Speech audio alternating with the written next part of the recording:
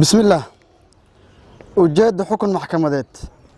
maalinta ay taariikhdu ahayd 8 bisha saddexaad 2022 maxkamadda ciidamada qalabka waxay u fariisatay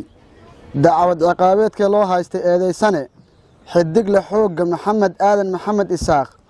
ina xaabo Maxamed Cali ku dhashay qasax dheere ka tirsan qaybta 43aad guutada 10aad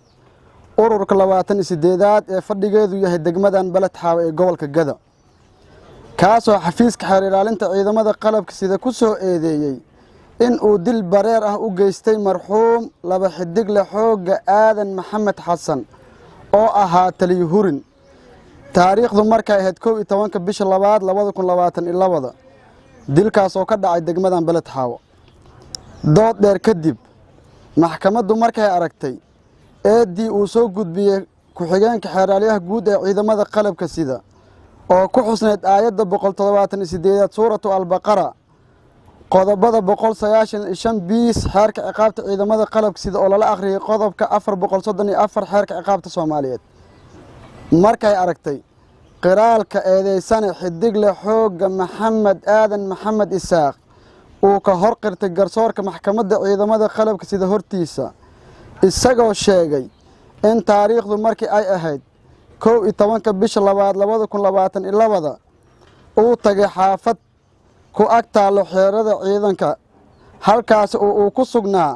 marxuum laba xidigle xoogga Aadan Maxamed Xasan kadibna uu la fadhiistay in yar kadibna uu ku dhuftay 3 baaloota uguna dhuftay madaxa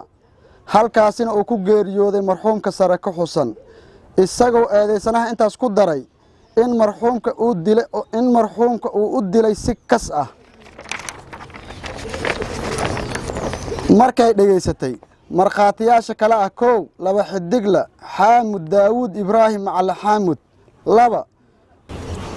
Faarax Cali Gaas Warfaa 3 Shukri Isaaq Maxamed kuwaasoo dhaar kadib maxkamadda horteeda mid ugu hor cadeeyay marag furkooda ayagoo sheegay in taariikhdu marka ay ahayd 11 bisha 2 2022 ayagoo la joogo Aadan Suufi oo u yimid eedeysanaha oo ku hubeysan qori AK47 beerlaab ah kadibna uu soo ag fariistay marxuumka sare ku xusan daqiiqada markuu ag fadhiyay marxuumka uu ku dhuftay 3 baaloota uguna dhuftay madaxa sidaasna uu ku geeriyooday laba xidigle xoogga Aadan Maxamed Xasan Aadan Suufi markii ay qabteen uu ku yiri iga leexda ninkan si kas ayaan u dilay wax walbana diyaar ayaan u ahay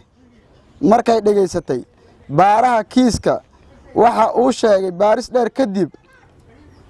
in ay u soo ifbaxday in eedeysanaha sare ku xusan oo si bareer ah u dilay marxuumka sare ku xusan markay dhageysatay doodii qareenka oo ahayd in eedeysanaha loo naxariisto loona eego sifaalaha dambiga fududeeya maadaama uu qartay dambiga loo haystay markay aragtay xaashida dhakhtarka ee dhimashada marxuumka sawirka goobta uu dambiga ka dhacay iyo qarigii eedeysanaha uu dilka ku geystay sidaas darteed maxkamadda waxa uu cadaatay